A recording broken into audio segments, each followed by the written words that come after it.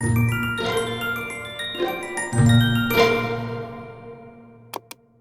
morning and welcome to a guide for case managers, do's and don'ts. I am Kirk Carrington and I am here with the Literary Council of Montgomery County at our C2C Classroom to Community workshop session. And I will actually be talking to you about all the things or some of the things that you should do and that you shouldn't do as a case manager.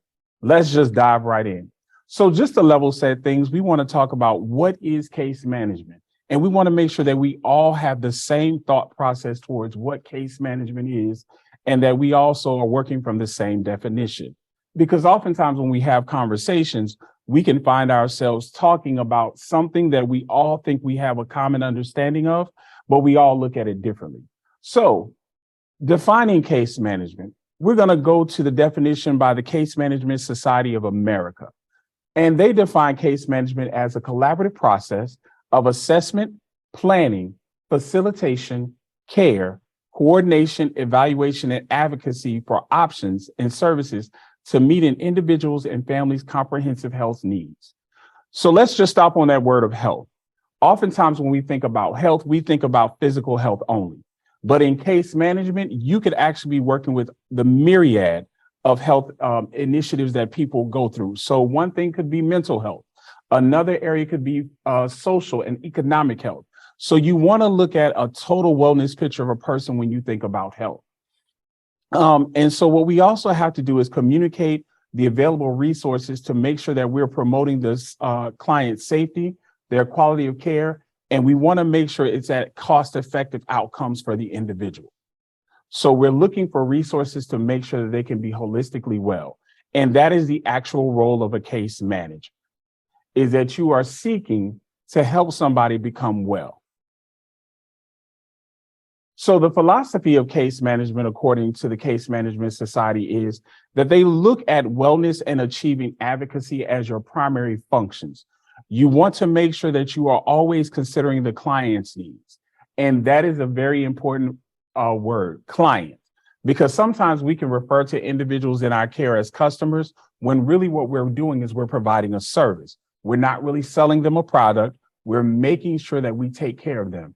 So as a client, we're looking at the relationship that we build with them, the trust that we establish with them, and how we effectively work with them to make sure that they are reaching their goals, their needs are being met, and they are going to move to a state of wellness and wholeness.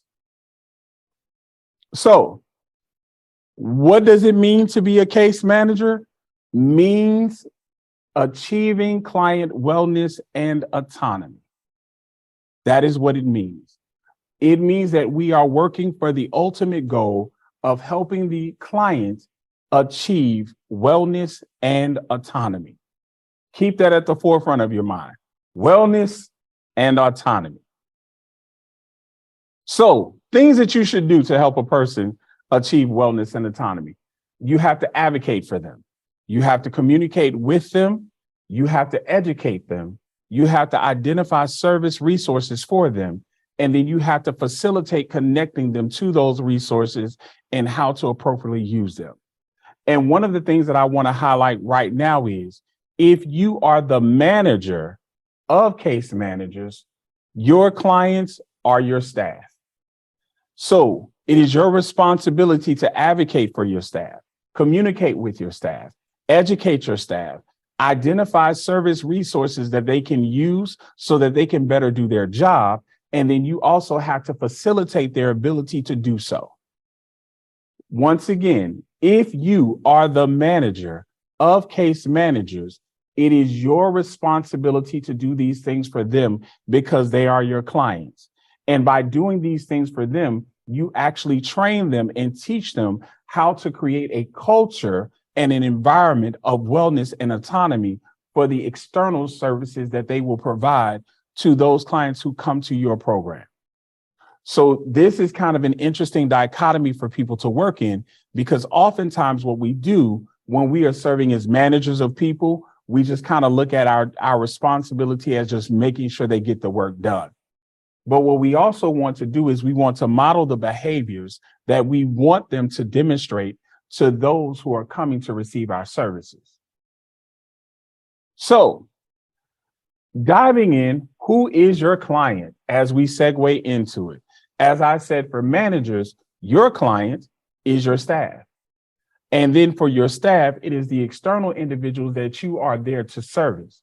So what are some of the things that we need to do in regards to looking at our clients? So we have to look at our current client base, who those people are, who we are purposed to serve, what we are supposed to do for them.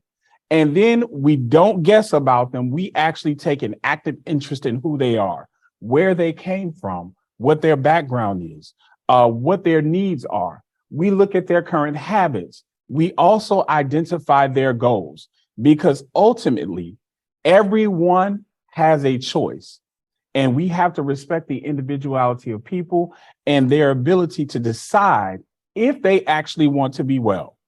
Now, I want to pause here because I know oftentimes as those individuals who we are case managers and we are in the human services industry, we can oftentimes get very tied up in the needs and the problems or the issues of our clients. But what we also have to remember is everyone has a choice, and sometimes people can choose not to be well. And we have to respect that choice. And in respecting that choice, we also then have to understand what we then do. So at that point, we have to move more into education and educating them on how to make a decision and why they should do certain things. So if you look at number 5, it says, identify how they make their decisions. What are their motivating factors? What are the things that they look to do? What are the things that are of interest to them? Because those are the things that we have to work through when we start talking about setting their goals and looking at their fears. We have to make sure that we establish a strong relationship with our clients. And when we identify them, that we take an interest in them and that we build that relationship with them. Changing hats.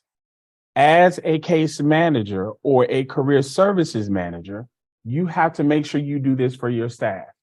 Identify what interests them, identify why they chose to be in the industry, and identify what their passion points are, so that you can then assist them in continuing to develop themselves and continuing to grow into what they need to be or what they need to do. So this relationship, as far as case managers, is one that is actually holistically, and it works all the way around for everyone. Everybody still with me? All right, moving on. So one of the things to actually that makes you an effective case manager is understanding who you are and what motivates you. Sometimes what we find ourselves doing is, as people in the helping industry, we take our need to help and we turn it into enabling, because we have such a deep desire to add purpose and meaning to our lives by assisting other people, that what we in turn do is we begin to project onto them what our actual needs are, which is, I want to know that I've helped you and I've assisted you. I want to go back to a point that I made earlier. People have the right to choose not to be well. And with that right to choose not to be well, because we are respecting the individuality of the person, we are now looking at ways that we can continue to make sure that we understand who we are and where we begin and where we end and where our client begins and where our client ends. So this is a concept that goes into understanding who owns the problem and not taking on everything that our client presents to us. Now, if you remember from the slides before, we said that we are to be an advocate for the person. We are to communicate with them. We are to educate them. In doing those things, we build a relationship where we start to understand what their needs are, how they make their decisions.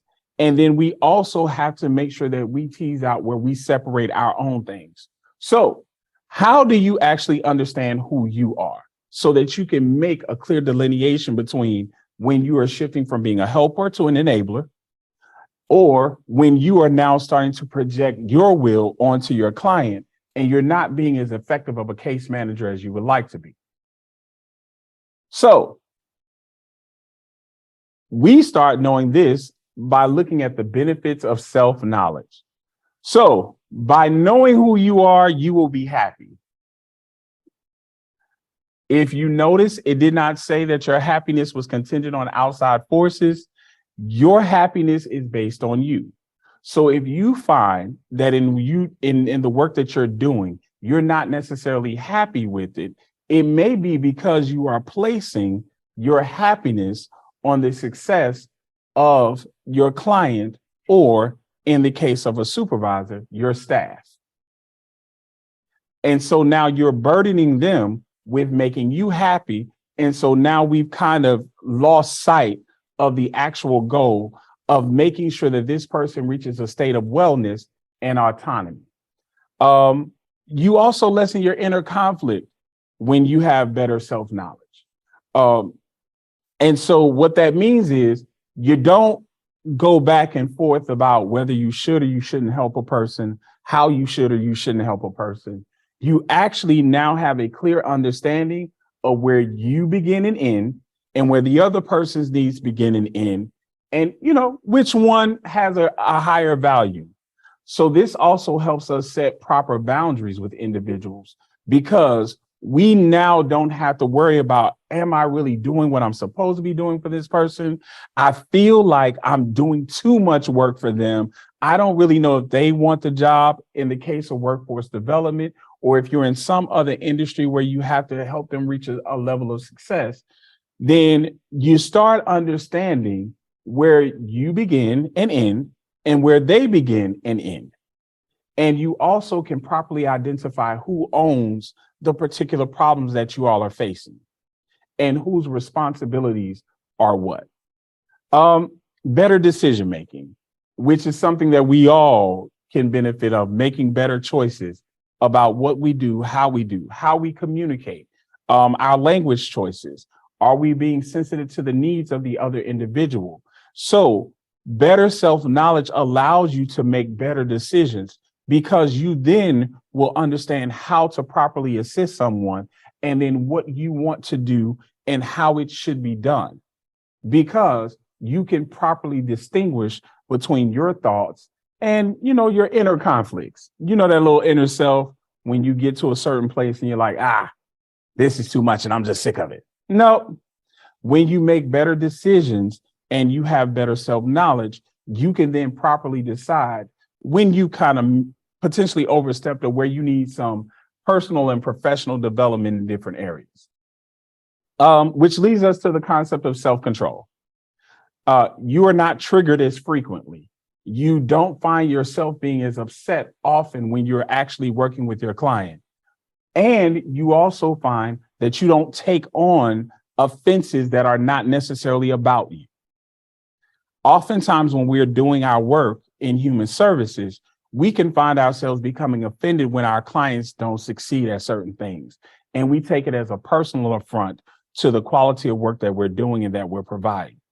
And so one of the things that's really helpful and the benefits of self-knowledge is you develop a certain level of self-control and self-awareness, where you can then start separating the services that you are providing and the way that the client receives them from being a personal affront to you on whether or not you are or are not doing your job. And now we have the resistance to social pressures. Oftentimes when we are working in the human services administrative area, you can sometimes have your colleagues teach you bad habits. Sometimes you can develop a negative mentality from a coworker who doesn't have the best self-knowledge. And so then things that you would have never done in the workplace, you start picking up the habit, you start doing, and you start actually taking on different levels of frustration that may not necessarily be yours. Because how many of you all know that we spend more time at work, typically an 8-hour day, and we spend more time with our coworkers than we do with our own family members? With that being the case, we also have the ability to influence each other's thinking, behaviors, and the way that we work. So we kind of have to be very careful about the conversations we have with our colleagues, the way we interact with them, and some of the things that we take on from them. Because if we don't do that, then we can fall victim to the social pressure of adopting bad behaviors that are not necessarily beneficial to our case management practices and how we operate within our working environment. And now we get to tolerance and understanding of others. So one of the things that is extremely important is to recognize that your client is not you, that your client is a whole person. They've had their own life experiences. They've had their own life journey. They've gone through different struggles than that you've gone through. And while we may have the ability to relate to individuals in a particular kind of way, we still have to always acknowledge that a person is a whole person. And what that means is every aspect of that person creates their experience. For example, if you have a client who is a father, a husband, he is of a particular ethnic background, he comes from a different socioeconomic class, his education level, all of those things are going to build who this person is. And while you may be able to connect with them on some level, you cannot make an assumption that your experiences are exactly the same. So you have to have the ability to understand when this person thinks or sees things differently than you do. This also goes back to the concept of allowing a person to choose whether or not they want to be well, which is something that is really hard to do in human services, because in our eyes, my job is to help you, and I'm going to help you, and I'm going to do everything I can do to help you.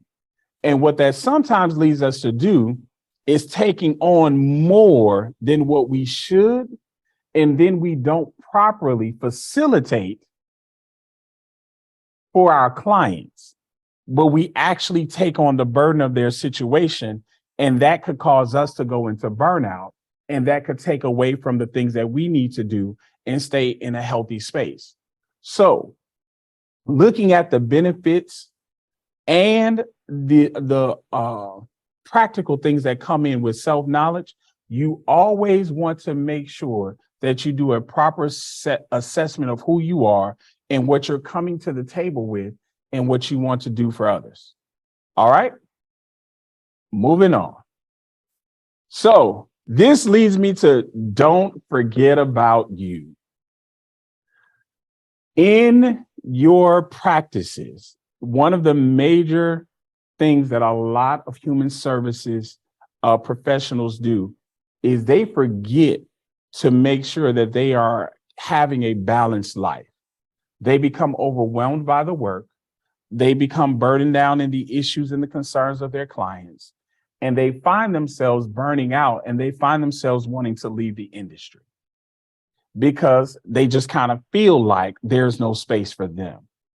So going back to the benefits of self-knowledge, you have to be very aware of who you are and where you begin and end and where your client begins and ends. I'm going to say it again, because it's extremely important to understanding self-care. Self-care is critical for any human services administrative professional. So if you are a case manager, if you are the manager of case managers, it is important, crucially important, that you practice self-care. So self-care is not synonymous with self-indulgence and being selfish. That is important to break up, because, you know, sometimes you will have people shrug off compassion for other individuals under the banner of self-care, and that's not self-care. So self-care is not just always thinking about you and you only. Self-care is not thinking about you and you only. I'm going to say it a third time. Self-care is not just thinking about you and you only. But self-care means taking care of yourself so that you can be healthy, you can be well, you can do your job, you can help and care for others. And what does that look like? That means blocking quiet time for yourself so that you can properly decompress on a daily or weekly basis. Looking at a block of time where you are simply doing nothing and you are giving your brain the opportunity to recover and to recuperate. Some people look at self-care as a vacation, but vacations aren't always considered to be self-care because typically you have to plan a vacation. Then when you go on the vacation, you have to pack your bags. Then you get there, you have to do all the stuff because you want to see all the sights because you're going to be there for a limited amount of time. And then you may be thinking about the amount of money that you're spending while you're here. And then your brain goes back to when you get back to work, what you're going to do. So while vacations where you travel may allow you to detach from your current situation, it doesn't always line up with self-care. So what are some things that could be considered self-care? Sitting down in a quiet corner and listening to music that you enjoy. Reading a book and taking away and stepping away from everything else that you do. Going for a walk, as vitamin D is crucially important to maintaining mental stability. Getting a massage, allowing somebody to actually treat you, getting you a manicure or a pedicure. Yes, guys, it's okay for you to get a manicure and pedicure and keep your feet and your hands together. If anybody tells you any different, it's not true. I'm just gonna go ahead and say it to you. I enjoy kicking back with my wife all the time and we go get them together. So you want to make sure that you are taking some time out for yourself so that you can ensure that you are holistically well. If you are a musician or you are a painter or you are an artist or you have any kind of hobby that you actually like to do that makes you feel full, happy, and whole, those are things that you should make time for and schedule time for on a regular basis. Okay?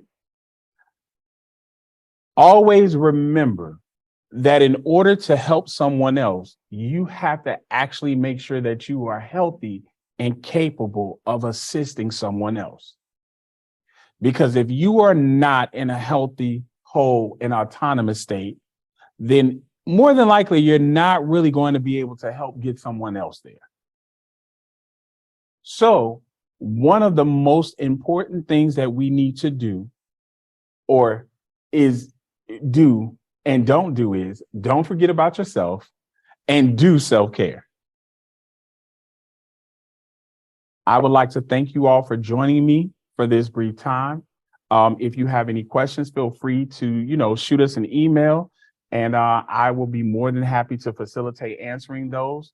And we look forward to seeing you at the remainder of the conference. Have a great day and I thank you for your time.